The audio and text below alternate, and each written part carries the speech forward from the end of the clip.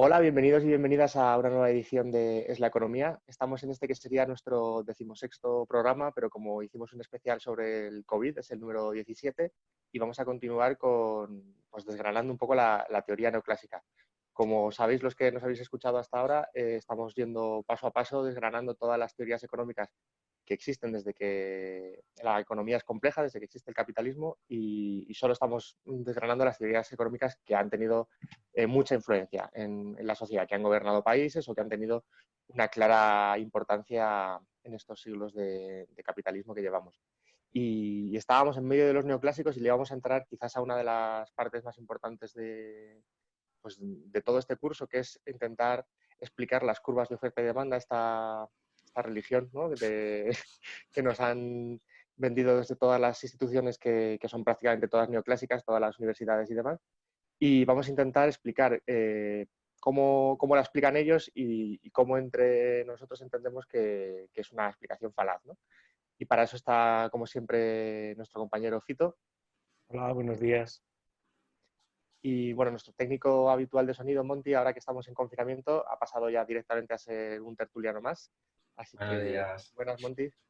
Buenas. Y nada, sin más dilación, que empezamos a explicar esto de las curvas y advertimos de que será un programa quizás de los más exigentes a nivel de atención, sobre todo que va a requerir atención visual, porque algunas de estas cosas solo se entienden si se ven. Así que os recomendamos usar el vídeo de YouTube si estáis escuchándonos en iVoox. Y nada más, nos ponemos manos a la obra. Bueno, Darío lo decía, este es un programa en el que vamos a tratar el eje central que se explica académicamente y que además se difunde generalmente como el modelo de funcionamiento de la economía. Es decir, estamos hablando no de la religión principal, sino de la religión única, ¿no?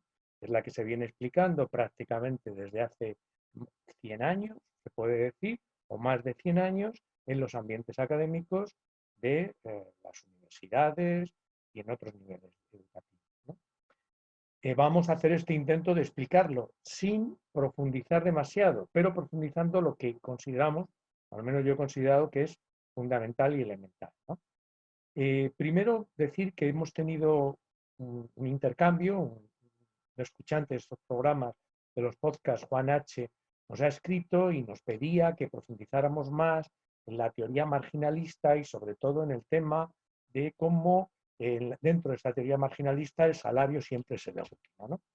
Y yo le contestaba un poco diciendo que, claro, todo eso es muy interesante, efectivamente, y que hablaremos un poco más de la teoría marginalista, pero claro, nos encontramos en un problema sobre el modelo neoclásico, y es que es tremendamente, inmensamente complejo.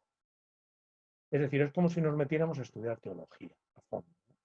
Entonces, en esa inmensidad, nosotros tenemos que escoger entre profundizar en cada tema para desmontarlo en el ambiente académico o hacer un programa que aún intentamos sea riguroso, pero que ataque fundamentalmente el sentido común o el relato oficial del sistema en economía. Tanto el periodístico como el del sentido común del mercadillo, como el del sentido común, entre comillas, claro, del pensamiento académico, de las explicaciones de los profesores y de los libros de texto, ¿no?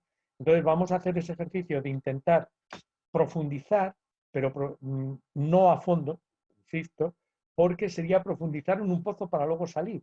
Y en ese pozo, a fondo, solo están los académicos, los estudiosos, los pobres estudiantes que han tenido que empollar eso para el examen, ¿no? Vamos a ver cómo nos sale, ¿no? Lo primero que yo diría, aunque es retomar un poco lo que hablamos en programas anteriores, es cómo se sitúa un estudiante ante la explicación. Aparte que puede tener sueño, haber llegado tarde a clase, etcétera, ¿no? Entonces, ¿qué se va a encontrar normalmente un estudiante tanto en una universidad que tiene esta asignatura? Puede ser una ingeniería, puede ser económica o cualquier otra carrera donde tiene asignaturas, digamos, de introducción a la economía o en primero de bachillerato. Bueno, pues lo primero que se les plantea es un supuesto aparentemente cercano y cotidiano. Eso es una fórmula político-pedagógica, ¿no? para que las personas sintamos que la economía, la que vamos a profundizar poco a poco, pues parte de las realidades, de nuestras realidades, digamos, de los seres humanos. Pero rápidamente, desde ese planteamiento cotidiano se empieza hablando, que ese planteamiento cotidiano de la economía empieza por pensar cómo se forma la demanda individual de un producto. Es decir, algo que puede ser, de nuevo, decir, bueno, un estudiante puede decir, bien, está bien, además la mayoría, gracias, pues a lo mejor no está pensando tanto en, pues voy a aprender, sino a ver cuánto de difícil va a ser el examen, ¿no? Entonces empiezan por la demanda del producto, pero en ningún momento hemos encontrado prácticamente en ningún texto, en algunos sí, en alguna nota a pie de página, una digresión al final o al principio, nos explica que se está hablando de un determinado modelo económico y de una determinada corriente económica. Es decir, es como si yo empezara diciendo, la economía es esto, esto y esto, y no dijera, desde los planteamientos de esta corriente, de esta visión, de esta ideología, de esta forma de situarse ante la vida, pensamos que la economía es esto, sino se dice, esto es la economía, ¿no? Es decir, se plantea desde el principio que se está hablando de presupuestos científicos, comprobados, exagerando, podríamos decir casi científico-matemáticos. Incluso en alguna de la literatura de estos textos, menos en los textos universitarios, más en los textos de bachillerato, se viene a decir incluso que esto es una investigación empírica científica. Es decir, se intenta descartar cualquier debate ideológico de, oye, ¿por qué hablamos de esto? ¿Por qué no hablamos, por qué hablamos de la demanda individual de una persona a un producto, que es como se empieza? ¿Por qué no hablamos, por ejemplo, de la producción? ¿Por qué no hablamos de la propiedad privada? ¿Por qué no hablamos de los monopolios, de los imperios, de las guerras, de los cárteles, de las regulaciones de precios, del Fondo Monetario Internacional, del Banco Mundial, de la Unión Europea? Se descarta y se entra directa. Yo lo he dicho aquí varias veces porque me dura todavía el trauma de hace muchos años. Mi primer libro, digamos, de microeconomía se llamaba Introducción a la Economía, ya el subtítulo, ¿no? Pero el libro de J. Lindsay se titulaba Economía Positiva, es decir, lo hemos hablado varias veces en este sentido positivo, en el lenguaje básicamente anglosajón y en el lenguaje filosófico, es científico. Es decir, yo no lo sabía, pero estaba comprando y pagando un libro muy gordo, y ese libro gordo, el engaño, estaba ya en la portada. Lo que me iban a explicar era lo que un grupo de pensadores de finales del siglo XIX analizaron, y luego algunos al inicio del XX compusieron con esos pensamientos, esos análisis, pues toda una teoría sobre cómo explicar académicamente la economía. De otras cosas porque ellos eran académicos, ¿no? Es decir, ya compré una mentira en la portada, ¿no? También, en general, en los libros de texto, sobre todo los de primero de bachillerato, pero también en los de primero de carrera y probablemente segundo de carrera, perdón, no primero, segundo cuatrimestre, también se oculta que este modelo tiene una serie de fallos conceptuales, se intenta evitar que está alejado de la realidad. Incluso cuando se dice que el modelo, porque hay estudiantes evidentemente que hacen razonamientos profundos y cuando ven que el modelo es muy lejano a lo que ellos saben que es la economía cotidiana, cuando cogen la factura de la empresa eléctrica o de la empresa telefónica o cuando ven una nómina, si han tenido una nómina alguna vez, pues algunos hacen una explicación, como vamos a ver más adelante en un manual que se usa mucho en las universidades, una explicación que es prácticamente metafísica de por qué el modelo real ayuda, perdón, el modelo irreal ayuda a entender la realidad, ¿no? Bien, ¿cómo se explica esta variante y por qué se explica, ¿no? Bueno, porque el modelo, que es muy completo, este modelo es tremendamente completo, es probablemente el constructo más gigantesco, un puzzle gigantesco que se ha construido durante generaciones de profesores, académicos, universitarios, dedicado toda su vida al estudio y a completarlo, lleno de decenas, miles de curvas, de ecuaciones, de análisis, contraanálisis, de componentes filosóficos también, que los tiene, aunque los rechaza porque dice que son científicos, porque lo lleva a la cientificidad aparente de las relaciones matemáticas, ¿no? Pero la resultante del modelo, que por la que vamos a entrar, es en una economía de mercado. Todos los factores económicos están, ellos dicen, se asignan de manera perfecta, adecuada, óptima, pero traduciéndolo, todos los factores económicos son usados y todos los factores económicos tienen un precio correcto y que es el mejor para la economía. Es decir, cuando hay libertad de mercado, lo que ellos llaman oferta y demanda, la economía es la mejor posible, la óptima. Todo es perfecto en economía. No van a reconocer algún fallo, pero dicen, no, no, esta es la forma de que se produzca lo más posible, ¿no? Y el reparto de lo producido sea también lo más justo, porque meten ese concepto. Es decir, y ese relato se constituye también en un sentido común que llega a la prensa, llega a los comentarios cotidianos. Bueno, es cosa de la oferta y la demanda, ¿no? Es cosa de la oferta y la demanda. Probablemente el 80-90% de las personas que dicen oferta y demanda no han profundizado en el modelo y lo dan por hecho como una verdad del sistema. Darío, en un programa antepasado, dijo que es un poco como un mito terraplanista, ¿no? Estamos hablando de, además de un credo, de una teología, yo he dicho varias veces, de consumo fundamentalmente para los pobres, entre otras cosas porque los poderosos en su gestión cotidiana de sus capitales y de la economía no utilizan este modelo.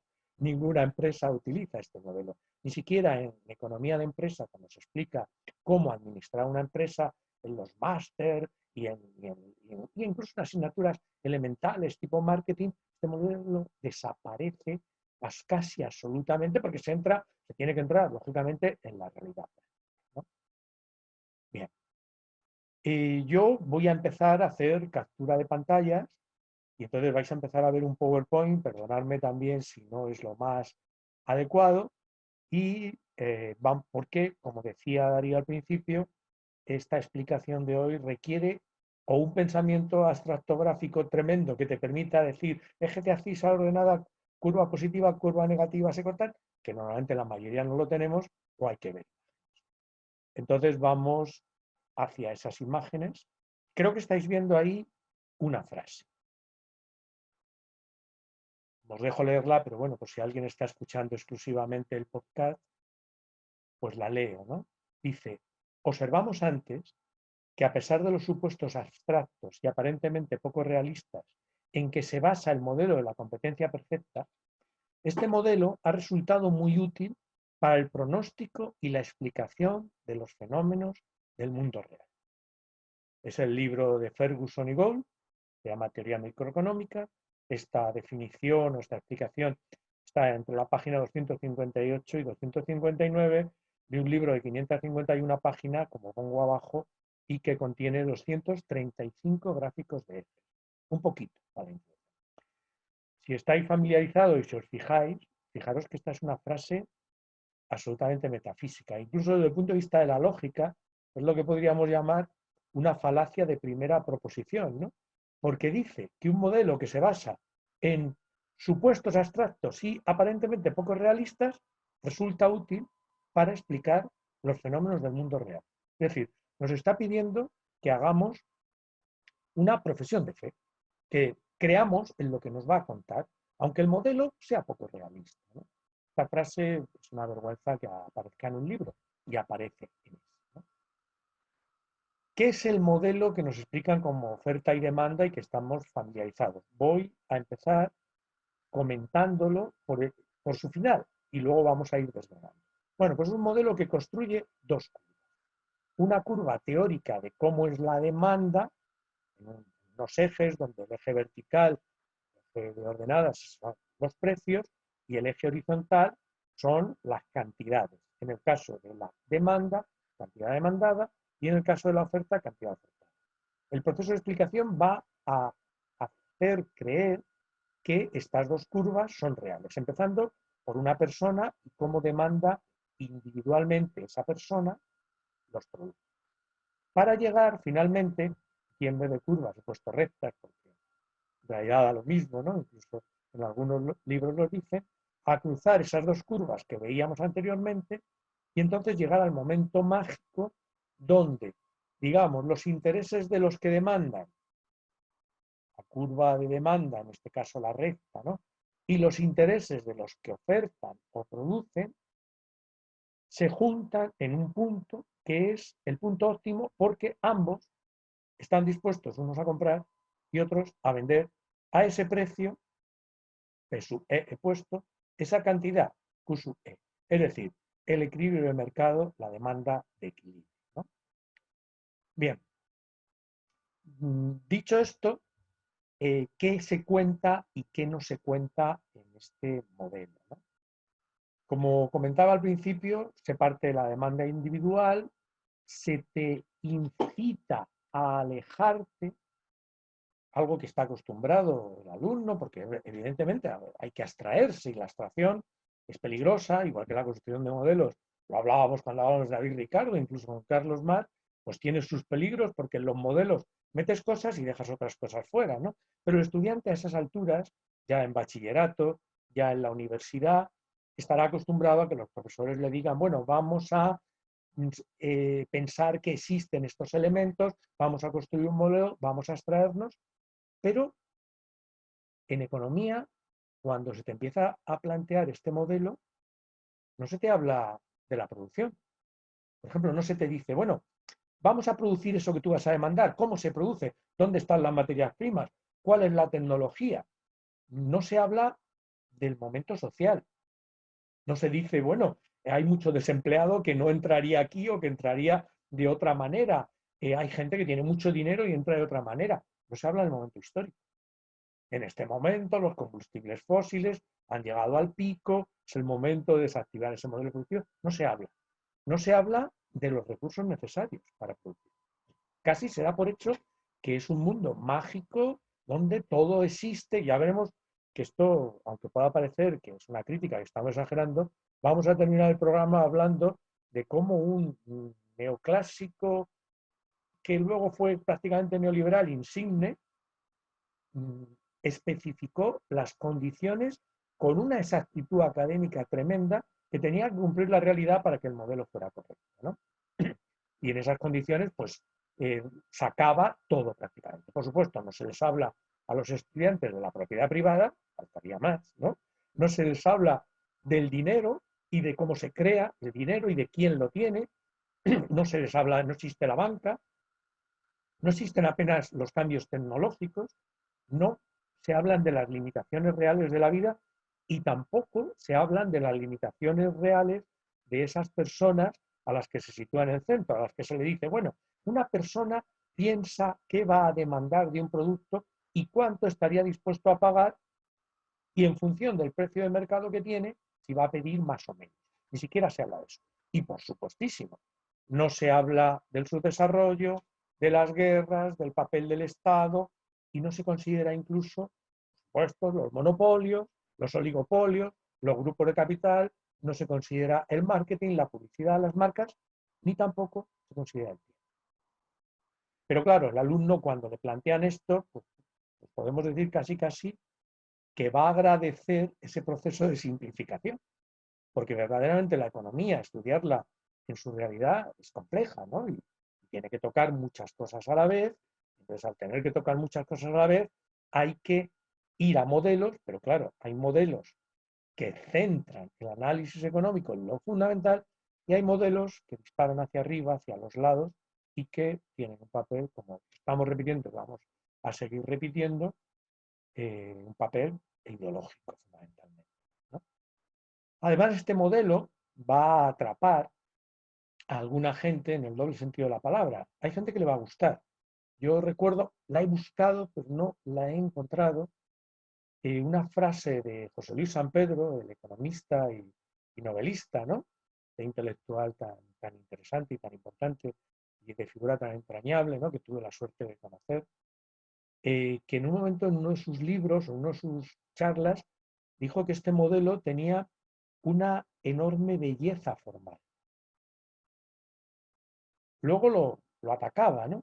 Pero ese tema de la belleza, aunque parezca mentira a alguien que no haya ido a la Facultad de Económicas, está en algunos de los creadores incluso del modelo neoclásico, que estaban hablando, por un lado, como de matemáticas y física, pero por otro lado, como de estética. Bueno, pues este modelo atrapa o subyuga también a través de las matemáticas. porque tiene una forma matemática desde el principio, la curva que estáis viendo, luego unas supuestas ecuaciones, y cuando ya vas profundizando, cada vez las matemáticas empiezan a tomar la dirección del modelo, y cuando estás en matemáticas hay un momento en que para resolver el problema te olvidas del planteamiento del problema, ¿no? Aquello de la broma que hacía alguno, ¿no? Supongamos que una persona saca con un pico 5.000 kilos por minuto de arena. Oiga, pero 5.000 kilos de arena por minuto, no, no, no, es un supuesto. Ah, vale, resuelve el problema, ¿no? ¿Cuánto sacará en 10 años? ¿No? Bueno, por supuesto en el modelo tampoco se explica que estamos en una sociedad capitalista. En algunos libros sí se hace alguna mención así de pasada, muy suave, pero habría que empezar diciendo, esto se supone que es un análisis de un grupo de pensadores, los neoclásicos, que analizan cómo funciona la economía capitalista, no la economía en general. Pero claro, habría que introducir entonces el planteamiento histórico, ¿no? Para decir que estos análisis son diferentes según el modelo.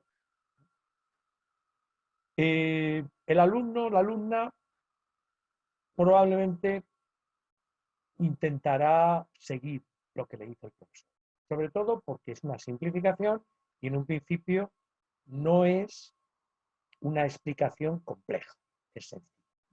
El profesor seguramente seguirá diciendo, bueno, las mercancías se adquieren con dinero, pero no dirá, incluso lo he dicho yo, la palabra mercancía, utilizará la palabra bienes, ni siquiera la palabra bienes económicos, que es la que utilizaban los clásicos, que hablaban de los bienes económicos y los bienes no económicos. Lo dijimos en su momento en el programa, por ejemplo, haciendo referencia a que Adam Smith decía, utilizaba un ejemplo, decía, por ejemplo, el agua no es un bien económico, porque en su momento, cuando lo estaba explicando, digamos, el agua era gratuita para la gente, no entraba, no había un mercado del agua, ¿no?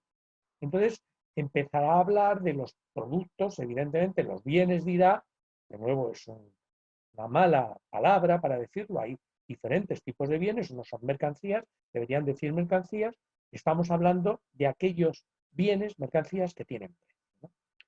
¿Qué hará normalmente el profesor en un momento determinado? Empezando por esa fórmula cercana de, supongamos que te acercas a pensar, te pones a pensar cuántas veces irías al cine según el precio del cine, o cuántas pizzas te comerías, o cuántas veces montarías en un taxi, ¿no? Y en un momento determinado el profesor pasará a algo parecido a esto, ¿no? Algo que los alumnos de económica, muchos de ellos que provienen del bachillerato de letras, pues a algunos les echará para atrás, porque fijaros que tienen la fórmula, la forma de una fórmula matemática, ¿no? Incluso en algunos libros se dice directamente que esto es una fórmula matemática. Esto no es una fórmula matemática. Esto es un relato puesto en simbología que podría ser matemática. ¿Qué viene a decir? Bueno, el profesor explicaría la demanda de un bien X, B sub X, depende de varios factores. Esos factores podrían ser el precio del bien X, el precio de otros bienes, perdonad, los bienes sustitutivos, los bienes complementarios. Hay alguien que debajo de esa I pone A, B, C, D, I, o sea, muchos puntos, como de muchos otros bienes, ¿no? Los sustitutivos, los que compiten, ir al cine, al teatro, vamos a suponer, ¿no? Comerte una pizza, comerte un bocadillo. Y algunos ponen la R como renta, ¿no? Y G, los gustos, las preferencias y otros factores, ¿no? A partir de ahí, digamos, ya el alumno va a estar un poco subyugado o inquieto también, otros, ¿no?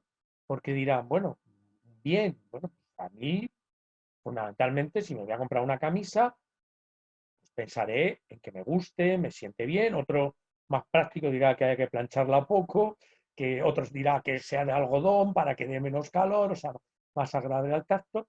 Pero si alguien piensa esto, si el profesor quiere explicarlo a fondo, dirá que, bueno, que estamos hablando sí, de un modelo que simplifica y que estamos hablando de un solo bien homogéneo.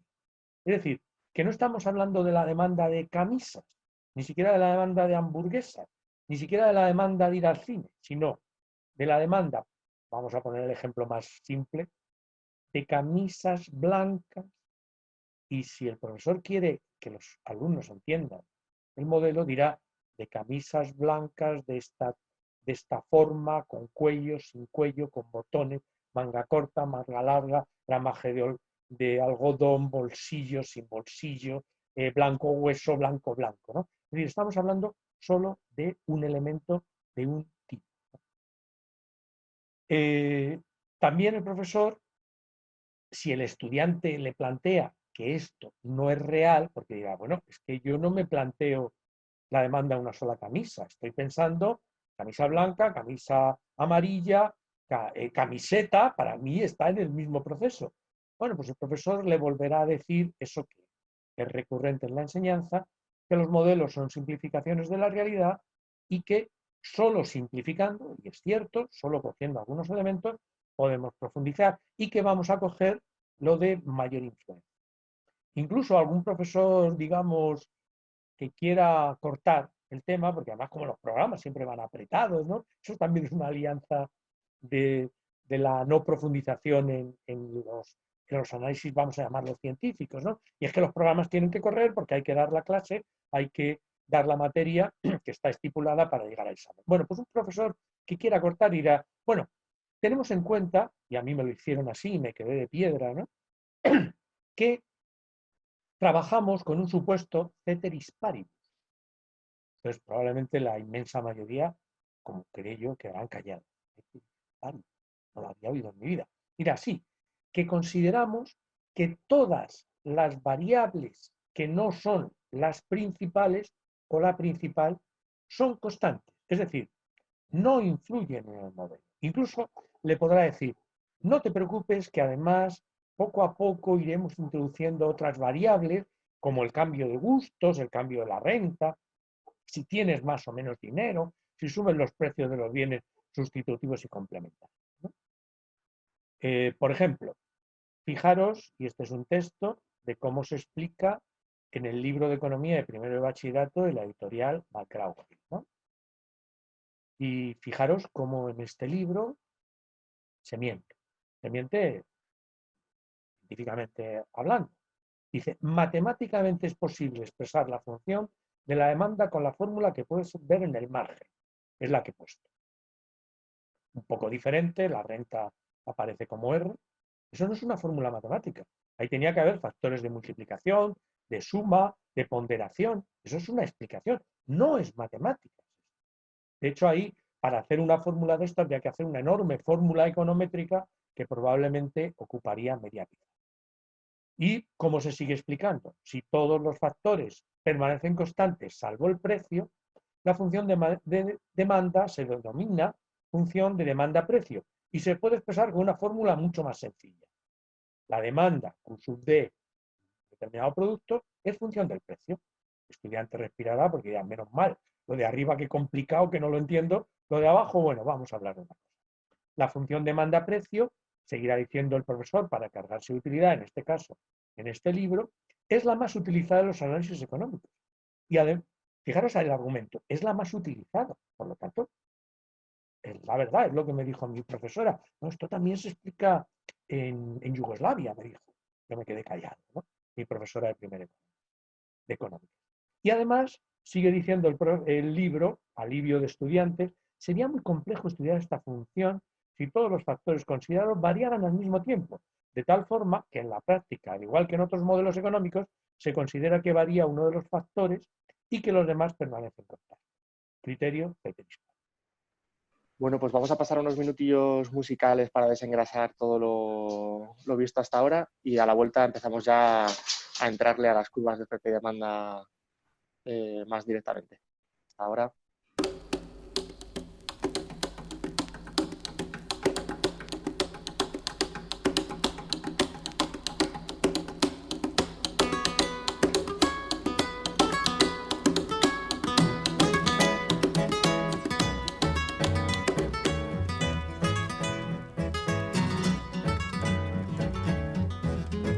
Mire, doña Soledad, póngase un rato a pensar. Doña Soledad, ¿cuántas personas habrá que la conozcan de verdad? yo la vi en el almacén, peleando por un bistec. Doña Soledad, y otros dicen haga el bien, hágalo sin mirar a quién.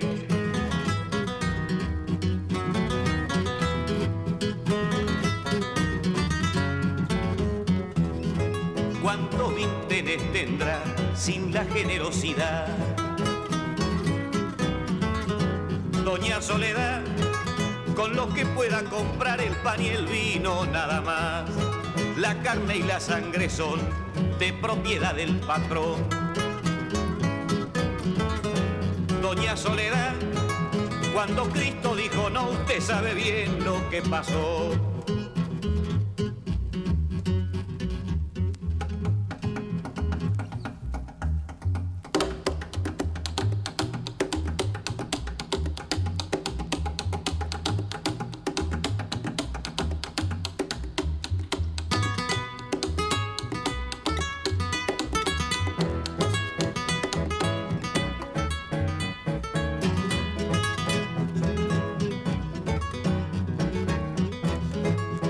Doña Soledad, yo le converso de más. Doña Soledad, y usted para conversar hubiera querido estudiar. Cierto que quiso querer, pero no pudo poder. Doña Soledad, porque antes de ser mujer ya tuvo que ir a trabajar. Mire, Doña Soledad, póngase un poco a pensar. Doña Soledad, ¿qué es lo que quieren decir con eso de la libertad? Usted se puede morir, eso es cuestión de salud. Pero no quiera saber lo que le cuesta un ataúd.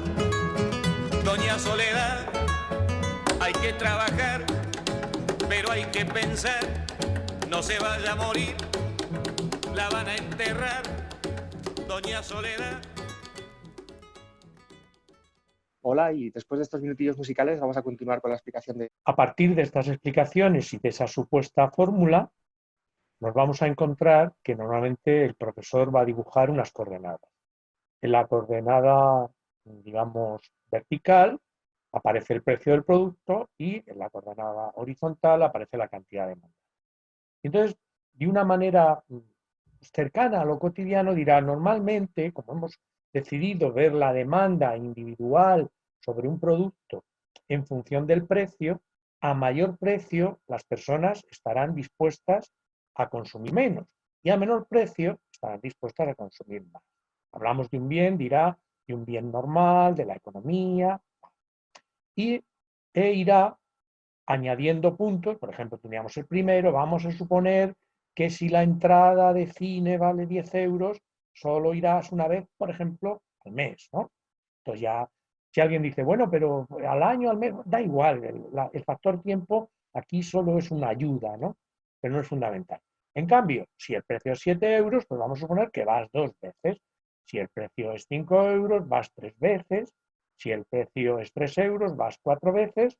Y finalmente, uniendo esos puntos, saldría lo que sería la curva de demanda de una persona de un determinado. En algún momento, probablemente el profesor dará un salto en el que se detendrá o no. Y será decir que está hablando de la demanda individual, pero que esto vale también para la demanda agregada, para la demanda del conjunto de las personas. Probablemente en este momento, pues el estudiante, que todos habrán entendido esto, ¿no? Esto es algo que podrían haber entendido muchos años antes, diga, hombre, pues esto de la economía que parecía complicado y que yo oigo hablar a mis padres y a la gente y a un primo, a un tío que tengo que de repente me cuenta cosas, pues es más sencillo de lo que parece. Entonces el estudiante dirá, pues venga, vale, más madera, ¿no? Ese modelo se explicará y se dirá en un momento determinado, o se habrá dicho antes, que lo estamos construyendo, pero que luego, como decía, meteremos los otros factores y lo haremos más flexible, ¿no? Y entonces se dirá, por ejemplo, esta curva es de una persona en un momento determinado pero esta curva también puede variar. He puesto ahí una ilustración. Es decir, puede desplazarse hacia arriba o hacia abajo. Por ejemplo, dirán, si tu renta aumenta, tu capacidad, digamos, económica aumenta, pues la curva de demanda se desplazará hacia arriba. ¿Por qué? Porque ya tendrás pues más opciones y entonces a lo mejor si vale 10 euros, estoy en el punto que estoy situando el ratón, pues a lo mejor vas 2 veces. En cambio, si de repente tu renta disminuye, pues a lo mejor si vale 10 euros no vas ninguna vez, ¿no? Ninguna vez. De nuevo, es un modelo sencillo y podemos pensar, pues bueno, la curva es flexible, ¿no? No es tan extrema o tan simple como me decía el profesor Omar. Incluso probablemente en este momento también el profesor introduzca otros gráficos. Este, por ejemplo, crea mucha confusión entre los alumnos y alumnas porque veis que cambia el orden de las coordenadas, ¿no? Suelen poner la cantidad de producto en el eje vertical y la renta de la persona en el eje horizontal. Y entonces dirá, si os fijáis en la línea recta, los bienes normales son aquellos, los bienes de consumo, la mayoría de los bienes suelen tener este tipo de pendiente, ¿no? Donde según tu renta aumenta, se incrementa, tú demandas más cantidad del bien, ¿no? Podríamos hablar de vacaciones, podríamos hablar de salidas a pasear, o de comprar libros, o de ir al cine, ¿no? Dice, pero en cambio hay otros bienes, y aquí el estudiante se verá también sorprendido por algo que ya sabe además, dirán, por ejemplo, los bienes inferiores. Por ejemplo, la ropa barata, en función del aumento de tu renta en el eje horizontal, al principio aumenta la compra de esa ropa, pero llegado un momento tú cada vez compras menos de esa ropa, podríamos incluso haber hecho que se cortara, y llegado a un nivel de renta nunca comprarás esa ropa barata. Y te dirán también al revés, hay otros bienes que son bienes de lujo que tienen, si pudiera ser, una demanda negativa según las rentas, es decir, diamantes no se comprarán nunca por debajo de una renta y que si tu renta va creciendo, pues esos diamantes cada vez se adquieren más. El ejemplo es muy simple, el de diamantes, pero podríamos decir ropa de mayor calidad o si queréis de mayor. ¿No? De nuevo, esta explicación hará también que el alumno diga, bueno, vale, las simplificaciones no son tantos, vamos viendo cosas de la realidad. Lo normal es que el profesor, y seguimos con la curva de demanda de una persona, que luego se transforma de manera mágica también en la curva de demanda agregada, empiece a hablar, y hemos vuelto a la curva de demanda, precio, cantidad, está pendiente, ¿no? Dirá que hay curvas que tienen elasticidades, y introducirá esa palabra, que es una palabra a la vez matemática y a la vez de la vida cotidiana, ¿no? Elasticidad es igual a 1. Es decir, que si el precio aumenta en un 1%, la demanda disminuye en un 1%. Si el precio disminuye en un 1%, la demanda aumenta en un 1%. Es decir, tiene una demanda única, las variaciones de precios y demanda son proporcionales. Tú te desplazas, esa persona se desplaza en la curva de demanda-precio en función de la subida-bajada de los precios de una manera proporcional. Pero, mira el profesor también, hay productos o personas, de nuevo parece que la flexibilidad se incrementa, en que las variaciones de precio no son proporcionales. Es decir, que una pequeña variación de precio, por ejemplo aquí, o una gran variación de precio, no repercute en el cambio de la demanda apenas. Y antes se solía poner el ejemplo de la gasolina. Se decía, bueno, la gente tiene que ir en coche, sobre todo en sociedades norteamericanas, ¿no? Y una variación del precio de la gasolina, incluso importante, no hace que disminuya demasiado la demanda. O la electricidad, o el agua, etcétera. Una serie de bienes que son inelásticos, ¿no? No tienen una participación directa. Bueno, seguirá probablemente, y en los libros así aparece, poniendo otras curvas. Si veis la de arriba sería la demanda rígida. Esto es una teoría, ¿no? Una situación teórica. valga lo que valga, tu demanda permanece. Es lo mismo. Podríamos encontrar algunos bienes que efectivamente se acerquen a esto, porque son imprescindibles, ¿no? Por ejemplo, el agua. El agua, bueno, sí tiene una sensibilidad, pero en un momento determinado, si te dicen el precio del agua va a subir un 10%, pues a lo mejor no cambia tu consumo de agua. Mientras, al contrario, hay demandas elásticas, siguen introduciendo términos, además un término bonito, un término elástico, ¿no? Donde las variaciones de precio repercuten mucho. Es decir, una pequeña variación de precio en un producto puede hacer que tu demanda decaiga, ¿no? Esto lo podemos ver aquí. Una variación de ese precio hace que la demanda de estar aquí pase a estar aquí, crezca según baje el precio o decrezca según suba el precio, hasta llegar a la demanda completamente elástica, donde cualquier variación de precio por arriba o por abajo hace desaparecer la demanda. Y te introducirán algunos elementos de la vida cotidiana. Y por ejemplo, imaginemos que es un producto que tiene muchos sustitutivos. Camisetas de un determinado grupo de rock. Bueno, pues si suben mucho de precio, pues a lo mejor te compras de otro grupo de rock, o más concreto, porque incluso no valdría el ejemplo, camisetas con la imagen de un cantante conocido. Suben de precio mucho o un poco, y tú dices, pero si tengo de ese mismo cantante otras camisetas que varía un poco el diseño, pues dejo de comprar esas que han subido de precio, ¿no? Bien, esto no tiene más importancia de un lenguaje que además sí se utiliza cotidianamente, la demanda es elástica, la demanda es inelástica, pero no introduce tampoco una gran variación. Y aquí vamos al salto. Estáis extrañados, ¿no? Con la curva. Monty, estás extrañado también. El alumno probablemente a estas alturas estará harto de curvas y ya se le amontonarán la curva de cantidad renta, los bienes normales, con los bienes de lujo, con los bienes inferiores, la inelasticidad, la elasticidad, la rigidez, la no rigidez, la oferta. Pero, por otro lado, probablemente muchos alumnos y alumnas piensan que están entrando en un mundo de sabiduría, porque además la economía es muy espesa, pero tiene también para algún sector el atractivo de decir, el profesor me va a enseñar los secretos de la economía y estoy empezando a conocerlos.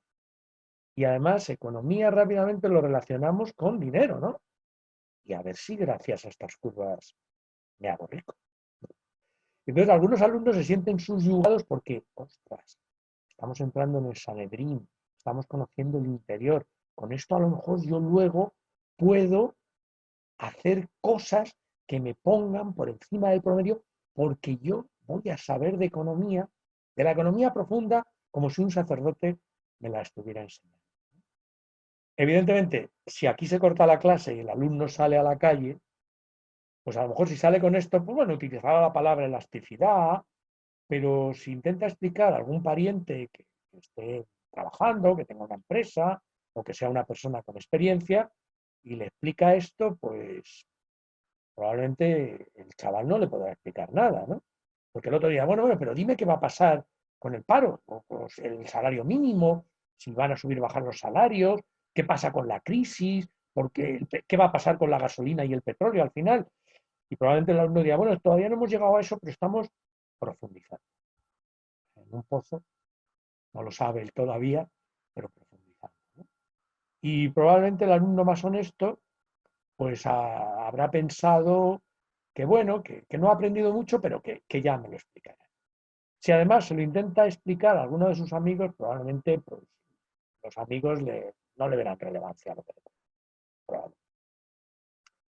Y también probablemente el alumno o la alumna pensará, bueno, estos pobres no están introducidos en la sabiduría de la economía, que yo poco a poco voy a tenerla, y probablemente el alumno, si es pendenciero en el sentido de las discusiones, dirá, bueno, cuando vaya aprendiendo les voy a machacar y les voy a explicar la importancia de lo que les he contado y que no me han hecho caso, ¿no?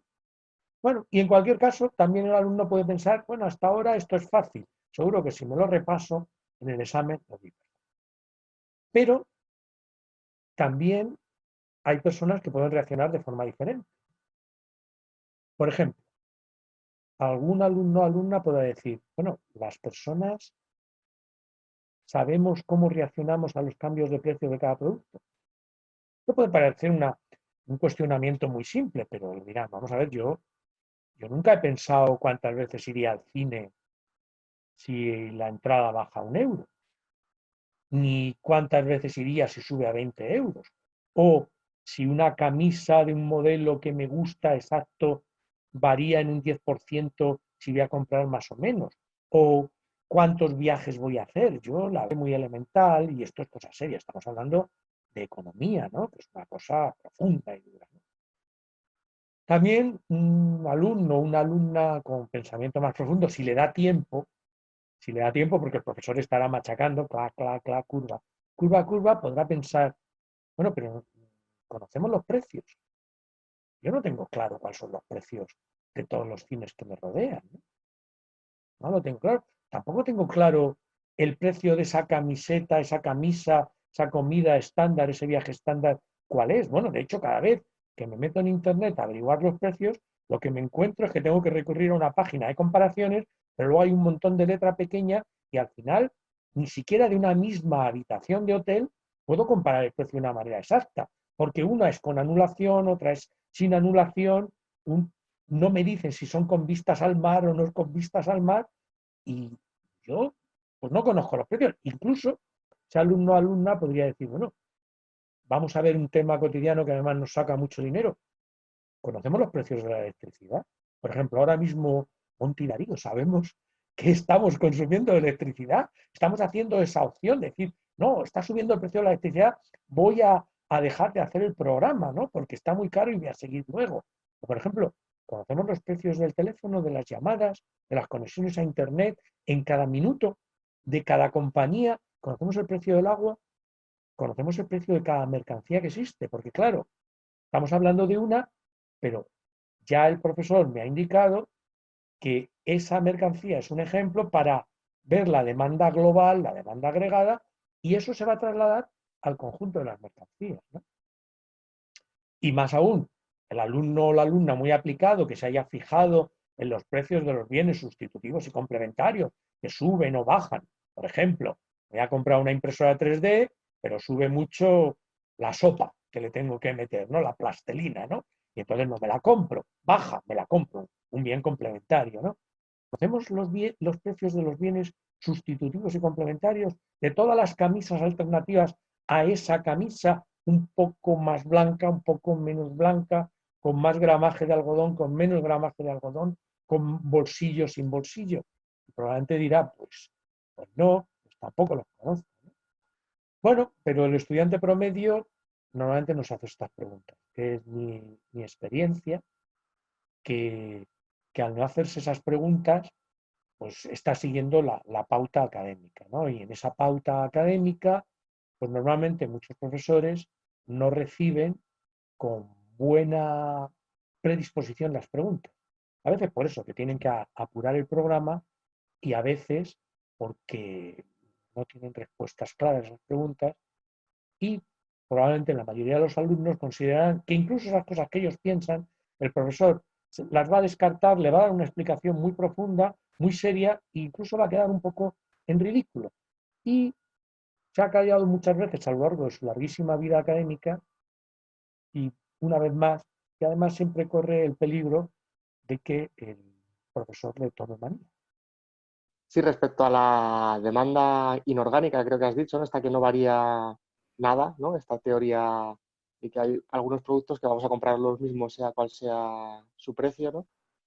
Se me ocurría un ejemplo que no estaba mal, que era el de pues, un medicamento imprescindible para tu salud, que no fuese cubierto por ningún sistema de seguridad social, pues ese lo vas a comprar, sea cual sea el precio, hasta que no puedas comprarlo en ningún caso y mueras, ¿no? O sea, pero en principio harías todo lo posible por comprarlo.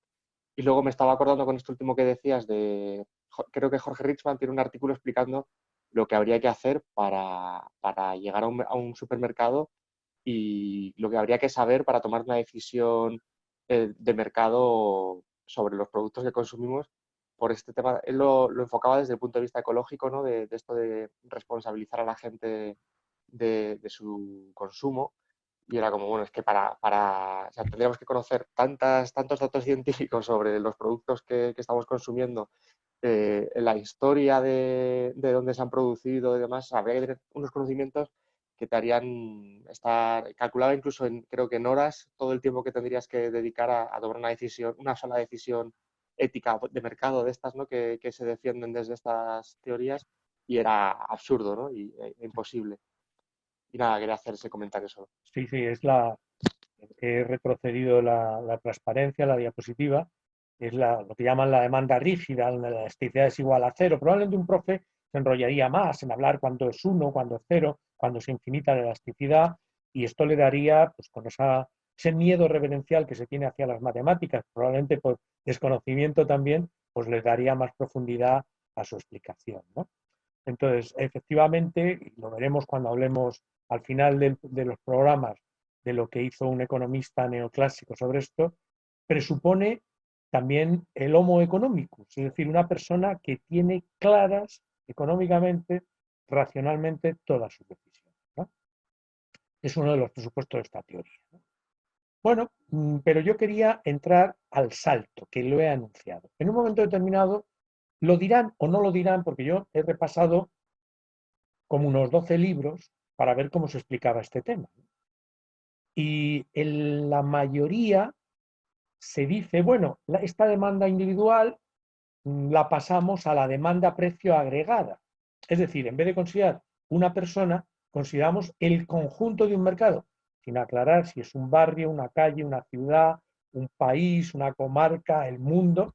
Y de repente construimos la demanda agregada. He encontrado también otros libros donde no se nombra el salto de la demanda individual a la demanda agregada, sino que con un lenguaje un poco confuso, mezclando los dos elementos, se da por hecho que estamos hablando de la demanda que una sociedad, que tampoco se define qué es, qué espacio ocupa, tiene según el precio de un determinado producto, ¿no? Y normalmente los profesores dirán en clase, bueno, es la misma curva, la de una persona que la de muchas personas. Y es probable que algunos alumnos estén pensando, bueno, algo de estadística que a mí me han enseñado, nubes de puntos que se resumen en una recta, ¿no? Yo no voy a entrar mucho en esto, pero en algún libro he encontrado que se ponen ejemplos con 3 o 4 individuos y se ponen 2 o 3 ejemplos por persona. Y al final se dice, bueno, a este precio la demanda es, este pide 1 de ese producto, este pide 1,5 y este pide 2. En total, 3 productos y medio en la demanda. Y en base a esos 3 puntos, trazan una recta y dicen que es la recta agregada. De la demanda agregada en relación al precio. Esto se suele aceptar, pero esto matemáticamente es falso. O sea, matemáticamente es falso. No existe esa posibilidad de sumar las demandas individuales en una recta. Pero previamente, y eso no lo voy a demostrar, pero luego lo voy a explicar con una pequeña gráfica, cómo podría ser la demanda real de un producto puesta en una gráfica, pero previamente también un alumno podría hacerse la pregunta que se calculan estas curvas. Por ejemplo, yo esa pregunta me la hice ya al año siguiente. Se me ocurrió en algún momento, pero claro, el profe te suele dejar parado. Bueno, ¿por qué no pone un ejemplo real de una curva de esta es la demanda en Tennessee, de las cartucheras, en estos momentos de la historia? Probablemente si el alumno dijera en ese momento, bueno, ¿y estas curvas se calculan? Si el profesor sabe y es honesto, diría, no. Ah, no se calculan. Pero bueno, se calculan de vez en cuando. Y si el profesor es honesto, diría, no, nunca. No, no. Esto es un instrumento teórico. Hay algunos acercamientos, gente que ha dicho, bueno, esta podría ser la demanda, pero claro, tendríamos que tener en cuenta que estamos hablando de algo que cambia a cada momento y volvería probablemente a la explicación. A lo mejor para quitarse al alumno de encima, para decirle, no te metas por ese terreno, ¿no? Estamos hablando camisas blancas de algodón con un tipo de hechura, con pinzas, sin pinzas, manga corta, dobladillo, sin dobladillo, y esto cambia continuamente. Puede ser diferente por la mañana que por la tarde. Estamos hablando de un modelo que probablemente volvería a decir ceteris paribus, ¿no? Y además, para calcular esto, si el profesor, digo, es honesto intelectualmente, diría, el único método posible sería la encuesta. Entonces tendríamos que encuestar a una muestra representativa de una determinada población, miles probablemente de encuestas, preguntarle, pero aún así sabríamos que sus respuestas, según el día de la semana, cambiarían. Tu apetencia por salir a tomar una caña, pues a lo mejor no es la misma un día diario que el fin de semana, o de ir al cine, o de comprarte una camisa en verano, en invierno, etcétera, por la mañana, por la tarde, por la noche. Si te preguntan sobre comida antes de comer y después de comer, pues obviamente tus respuestas van a ser diferentes, ¿no? Y probablemente el profesor dirá, a lo mejor recurre a la explicación que hemos visto al principio, que bueno, que no es muy real, pero que es muy útil para la realidad contemplar esto, ¿no? A partir de ahí, si un alumno o una alumna estuviera más ducho en matemáticas, pues pensaría que probablemente la curva real, matemáticamente hablando, se podría parecer a esto. Porque no quiero entrar en muchos detalles de la explicación. Habría gente, por ejemplo, que situada aquí, su curva fuera hacia arriba, pendiente positiva, que se dice. Otra que su curva empezaría aquí, otra aquí. Entonces, la resultante matemática de esa curva podría dar esta curva. Perfectamente. Claro, esto tendría un enorme problema. Si os acordáis que al principio hablamos del corte de las curvas de oferta y demanda, aquí si trazamos luego otra curva, a lo mejor tenemos una curva que se corta en 5 puntos diferentes o que se solapa. Entonces, normalmente los profesores, hay algún estudioso que se dedicó matemáticamente a analizar que la curva podía tener esto, que incluso podía tener serios vaivenes, que no era esa curva o la recta como yo he dibujado, sino que o esa curva suave, ¿no?, agradable, sino que es una curva que nos plantearía más, ¿no?, como sería esto. Si algún alumno supiera de matemáticas y le dijera esto, pues probablemente el profesor entraría en problemas. Bien, hasta aquí, si volvéis atrás mentalmente, hemos explicado la curva de oferta-precio, primero con la simplificación. Viene el paso fundamental. Hemos puesto bastantes pegas a esa curva.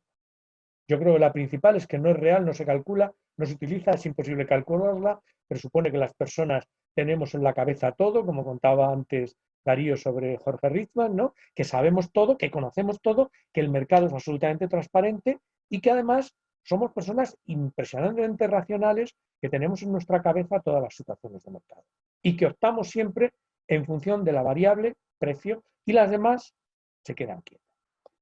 Pero el paso fundamental y la carencia fundamental del modelo está en la siguiente curva, la curva de oferta. ¿Cómo empezaría normalmente el profesor a explicar esta curva? Bueno, pues con algo parecido a lo que os pongo en la diapositiva, ¿no? Y probablemente el profesor se aprovecharía ya que el alumno o la alumna ya está rendido en la primera explicación de las curvas de demanda, que ya ha aceptado, y bueno, que ha aceptado que esto es lo normal, que esto se explica así, que esto es la fórmula de explicarlo, y ha aceptado la lógica de las curvas, y bueno, empieza a tomar apuntes o simplemente atiende o no atiende y ya me lo estudiaré en casa. Entonces vendrán, la mayoría de los libros vienen a decir lo mismo, vamos a suponer que la demanda de un determinado bien, X, depende del precio que tenga el bien, el precio de otros bienes sustitutivos y complementarios, el precio de los factores de producción, el precio, perdón, la existencia y el precio de otros factores, la tecnología disponible. Aquí hay profesores que meten más factores en esta falsa fórmula. Recordad que esto no es una fórmula, esto es una explicación con apariencia matemática de una redacción, es decir, es como redactar abreviado, como si estuvieras poniendo un SMS de hace años donde te cobraban por palabras y intentaras reducir, ¿no? Y aquí, de nuevo, habrá un salto importante que es donde la mayoría de los estudiantes y la mayoría de las personas que estudian el modelo quedan prisioneros, ¿no? Y es decir, bueno, de todos estos factores, ceteris paribus, consideramos que quedan fijos todos menos uno, que es el principal, el precio. Como ya en la demanda nos han dicho que el precio es el principal, pues la mayoría de los estudiantes aceptarán esta conclusión, el precio, ¿no? Y no se lo cuestionarán, les parecerá lógica. Además, claro, el estudiante está muy acostumbrado a trabajar con la lógica de la enseñanza, donde tiene que ir viendo poco a poco dónde le van llevando, y no le ponen de entrada todo el análisis, todas las conclusiones y un debate histórico, por ejemplo, sobre cómo las diferentes corrientes abordaron esto. Pero la mayor falacia será cuando le digan que el precio, si os fijáis en la curva, que a mayor precio la cantidad ofrecida será mayor. Hay libros que optan por darlo por hecho y dicen simplemente, os voy a leer lo que dice un libro de la querida editorial Santillana, Grupo El País, etc., ¿no? Directamente, cuando el precio del bien es alto, resultará rentable para las empresas ofrecer una mayor cantidad de ese bien. Por el contrario, cuando el precio es bajo, las empresas producirán menos, se dedicarán a producir otros bienes o incluso es posible que abandonen el mercado. La editorial Santillana tira esto de repente. Algunos alumnos pues dirán, pues sí, claro, si a mí me compran, si yo soy el que produce y me compran a un precio muy alto, querré ganar mucho y se quedará en eso, ¿no? En otros libros, por ejemplo, McGraw-Hill, que tiene, digamos, una editorial supone más peso en temas de economía y tal, profundiza más. Por ejemplo, dice, cuanto mayor sea el precio que se puede cobrar por sus productos, mayor será la cantidad que estarán dispuestas a producir las empresas, ya que sus expectativas de beneficios serán mayores. La función de la oferta muestra la variación que experimenta la cantidad ofertada de un bien en función de los factores que influyen sobre la misma. Matemáticamente, la función de la oferta puede expresarse con una fórmula, la anterior.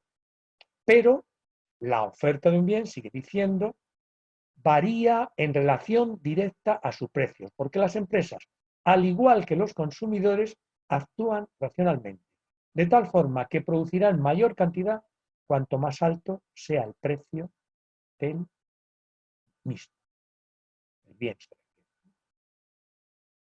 Aquí empieza, digamos, el mayor paquete de falsificación. Vamos a hacer un traslado rápido, ¿no? Al tiempo, a la realidad. Aunque el profesor tiene armas para combatir este traslado, ¿no? Y dijo, hombre, entonces, cuando los televisores valían muchísimo, por ejemplo, en España, yo recuerdo cuando empezaron a comprarse televisores y luego en su momento busqué precio y hice un cálculo, un televisor valía aproximadamente el salario de un trabajador de la construcción de un año. Ese era el precio de un televisor. Trasladándolo actual, 15, 20.000 euros. ¿No? Entonces, cuando los televisores valían mucho, se producían muchos televisores. Ahora, cuando hay televisores por 100 y pico euros, se producen menos porque el precio es bajo. O llevémoslo a los coches o a los ordenadores. Los ordenadores que estamos usando ahora, hace 30 años, 30 y tantos años, 40 años, valían millones de dólares, el equivalente. Cuando valían millones de dólares se producían centenares de millones de ordenadores y ahora que valen 300, 400, 500, 800 euros, se producen menos. De nuevo, aquí viene la falacia del modelo, ¿no? Y la falacia de la rentabilidad y de la productividad marginal, ¿no? Porque esto es inexplicable. Aquí el estudiante, si saliera con esto y se lo fuera a explicar a un amigo, a su padre, a alguien que trabaja o tiene un pequeño negocio en una empresa, en un bar, por ejemplo, le diría, no, si las cañas son más caras, tienen mayor precio, tú venderías más cañas, ¿no? ¿Estarías dispuesto? No. Ahora que me han puesto enfrente otro bar que ha bajado el precio, ¿yo qué tengo que hacer? Intentar vender más cañas, ¿no? Es decir, aumentar la masa de ventas para aumentar la masa de beneficios. No, cuando bajan los precios se suelen vender más cosas, diría lo contrario. Y el estudiante probablemente se encontraría en un problema. La verdad es que en mi experiencia personal esto no se suele producir y aquí ya la rendición ante el modelo de mercado suele ser total. Pero un profesor que quiere explicar a fondo la teoría neoclásica dirá, es que para hablar de esto, para hablar de por qué las empresas, cuanto más alto es el precio de algo, producen más y tienen más beneficios, tenemos que recurrir a la teoría de la productividad marginal. Y esa teoría, os he puesto un cuadro, vamos a suponer que una empresa se plantea cuántos productos producir y además se lo plantea así, un producto, un segundo producto, no dos productos, produzco uno, ahora produzco el segundo, pues estuviéramos haciendo tortillas de patatas o huevos fritos, ahora produzco el tercero, ahora produzco el cuarto, no se podrían hacer 3 huevos fritos a la vez en una sartén, sino el primero, el segundo, el tercero. Y viene una primera columna, coste de la producción unitario por producto, y ya aparece la palabra marginal. Recordad que a los neoclásicos se les llama también marginalistas, ¿no? Y para algunos es la revolución del marginalismo. Y entonces aquí se plantea algo tan increíble como esto. Si yo hago un huevo frito, me cuesta, vamos a poner, 10 céntimos. El segundo huevo frito me cuesta hacerlo 11. El tercer huevo frito me cuesta hacerlo 12. El cuarto, ¿cómo? El quinto. Vamos a ver, si yo hago un huevo frito, tengo que calentar la sartén, pongo el aceite, ya estoy asumiendo un coste, tal, pero cuando hago el segundo, ya el aceite está caliente, es el mismo aceite, mi coste unitario disminuye, ¿no? La lógica es que cuanto más en masa produce, es decir, el primer televisor te cuesta más barato que el televisor 10 millones. Si yo fabrico un televisor, me cuesta 100 euros, y si fabrico 100 millones de televisores, el último televisor me cuesta fabricarlo 1 millón de euros. No es la realidad de la experiencia del mercado capitalista justo al revés, que los productos marginalmente cada vez, en general, me suelen salir más baratos. Cuando yo hago el séptimo huevo frito en el mismo aceite, a lo mejor tenía que haberlo cambiado, ¿no?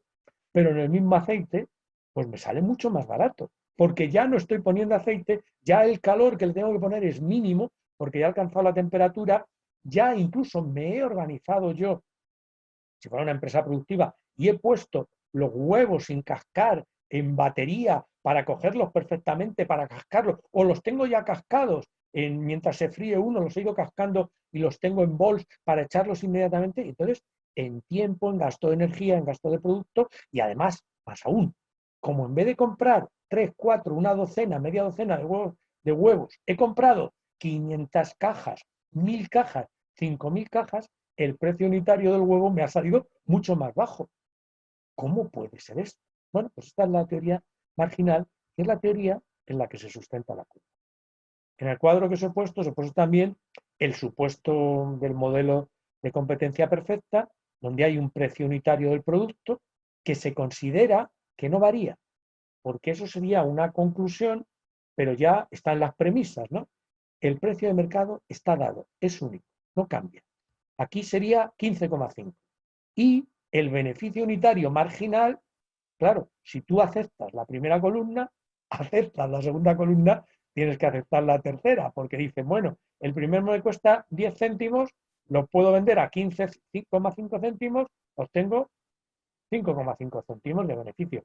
Y así sucesivamente. Y aquí, en algún momento los profesores con esto profundizan y se enrollan y hacen ver que esto es importante, pues ¿dónde me pararía yo?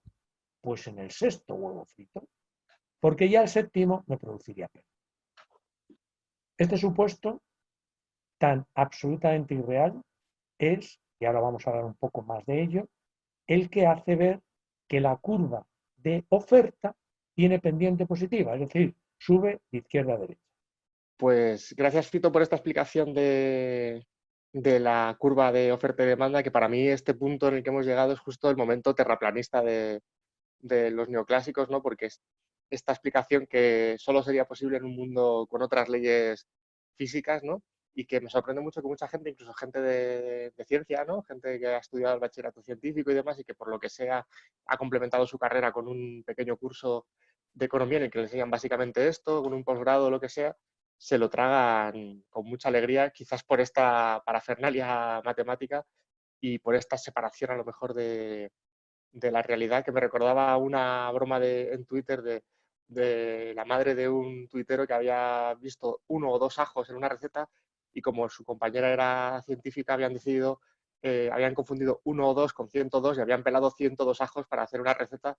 Y claro, la mentalidad científica de separarse completamente de cualquier experiencia de la realidad y decir, mira, que aquí pone 102, pelamos 102, ¿no? Pues quizás, yo lo digo un poco como de letras para meterme un poco con los de ciencias, pero quizás ese pensamiento a veces tan encorsetado es lo que hace que triunfen estas teorías respaldadas eso por matemáticas, ¿no? Y lamentablemente tenemos que dejarlo aquí para un siguiente programa porque nos hemos alargado, bueno, lo mínimo que se podía uno alargar para que se entendiese esto, y supongo que en la próxima sesión pues escucharemos algunas de las coartadas intelectuales que se han creado para tapar esta farsa, ¿no? Porque es tan evidentemente mentira que alguna gente, claro, se da cuenta y lo rebate. Y hay, por supuesto, creo que eran 3, ¿no? O había diferentes formas de defenderse de esta acusación, y yo recuerdo al menos 3 en las clases que hacíamos en primero de bachillerato, pero eso ya lo veremos en el próximo programa de Es la Economía. Así que muchas gracias por estar ahí y nos volvemos en lo que tardéis en darle clic al siguiente podcast o al siguiente vídeo de YouTube. Usted se puede morir, eso es cuestión de salud. Pero no quiera saber lo que le cuesta un ataúd. Doña Soledad, hay que trabajar, pero hay que pensar, no se vaya a morir, la van a enterrar. Doña Soledad.